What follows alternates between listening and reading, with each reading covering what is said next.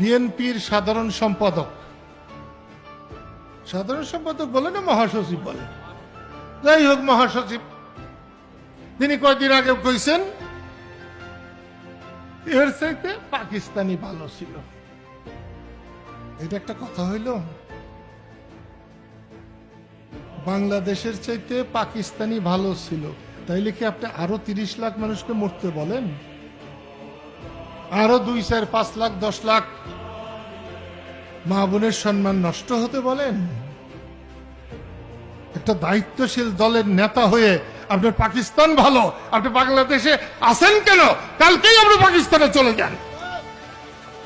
আপনাকে কে থাকতে বলেছে? বাংলাদেশের ভাত নষ্ট করতে আপনাকে কে বলেছে?